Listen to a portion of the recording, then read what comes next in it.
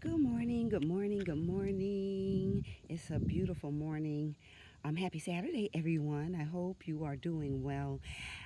It's been a minute since I did an update on my garden, but I just thought maybe I do an update this morning since it's so nice and it's a beautiful morning with just enough sun, just enough clouds, and a little breeze. Anyway, so getting ready to transition to my fall garden, but things are still doing well as far as late summer bloom.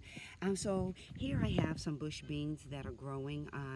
Haven't gotten any harvest from them yet, but they're growing right on time and they look extremely well. I'm just so pleased with those beans. And then I got my marigolds just for my pollinators, and got a ghost pepper there, and just some more marigolds. I've got Swiss chard in here as well as some beets, and my peppers are finally thriving. You would not believe the hassle I had with these peppers. The early part of the year, summer, just they were so distressed, but now they're starting to bloom and really looking a little bit more robust. And since I'm transitioning my garden, I've also added some. I think this is red mustard greens that are growing down there, and I've got some. These are dragon cayenne pepper here, and I just got different varieties of peppers. I'm not going to go all the way down through there, but I did start some smart pots to get my get a jump start on my fall garden. So just got some Georgia collards growing here and Russian kale growing, starting to sprout there. And this is an area that I had cleared out and started doing some planting there. So I've got some what do you call sugar snap peas right there. I need to sow a few more. And I got my sweet little zinnia plant growing there. And broccoli is looking really great there. What's here? This is multicolored chard. So I'm really excited about that. Moving right along, peppers are growing. I'm so happy about my ghost peppers. I love ghost peppers. But as you can see, boy, sage is showing out. But sage has been a mainstay all summer, so we're glad sage is here. And if you can see here, I've got some lettuce seeds, lettuce going to seed, and so I'm letting them flower so that I can gather the seeds when they dry out. And again, I think that's Swiss chard. Something's been getting at my Swiss chard and beets, but they will not be victorious. So, of course, you know the beauty of the garden is always the basil, always dependable. And as you can see, this big old taken over lemon balm. So I've been giving that away and sharing as much as I can. I'm going to have to trim it with my actual trimmers just to get it down low. And so on this side, just got some onion plants there and some garlic chives. And I've been thinning out over there, you've seen that little area there. I've been thinning out my kale. And so let me go here. I've got another big big bush of basil doing well. I've been pulling up plants. So I once had squash and cucumbers are starting to taper off. So I'll be pulling this plant up. But this is an extra tomato plant that I sort of stuck over here in this area, and it's got some tomatoes on it, so I'll let it stay. I got some chives here. You're probably catching my shadow. Yeah, peppers. I got some peppers over there in the corner, some parsley over there. So this is a strawberry patch. Well, I'll be cutting back the strawberries and just a little bit, just cutting them all the way back so that I can have a really great harvest next year. Over here, I've got what I got over here. Okay, I've got kale growing in this smart pot. I haven't planted anything in this one yet, but I see there's probably a cucumber or a cantaloupe seed sort of drifted in there. This is my tomato bed, and it's doing great. I had gotten a fungus that started taking over, so I had to really nurture these things. But I'm getting ready to have a second harvest or a late harvest of tomatoes. I left these are ready to harvest. Some of these little grape tomatoes are ready to harvest, but since my grandchildren are coming, particularly my oldest grandson, he likes these a lot, so I left them on the vine so that he can pick them and have a good time. But as you can see, I will be having a late harvest of tomatoes, so I'm super excited, and I wish that I had time to tell you how I did this, because the way that these tomatoes have come back is just nothing short of miraculous. But you know, it's all good. It's all good. I've got lots of tomatoes that are just like hanging out. They're going to be ripening probably in the next couple of weeks or so.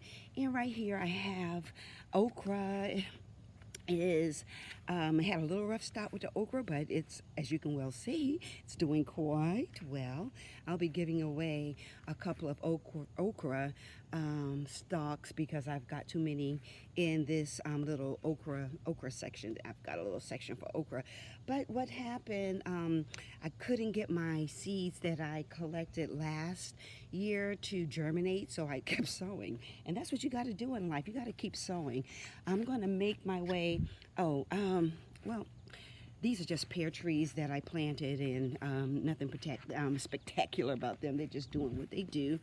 I was able to get a few blueberries this year, but the birds got to them before I got to them. So I got this little netting, and I hope I have a few that the kids can pick. But I expect a really great harvest next year, so it's doing great.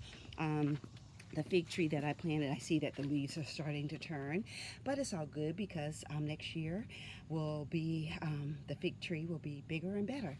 And that's a little potato plant that I just stuck in the ground there. But I'm going to make my way over here because I've got stuff going on over here. I've been getting lots of butterflies, you guys. You see the little butterfly, and pollinators are out doing this thing. So you know, we don't want to stand in the way of the pollinators. But over here is my container garden, and so I've got some like this. I know I spilled cantaloupe seeds in the early part of the spring, so I saw all these little plants just popping up, so I just put them in pots, and voila, look what we've got here. Okay, I'm expecting fruit. This is pineapple sage. This is my black cherry tomato.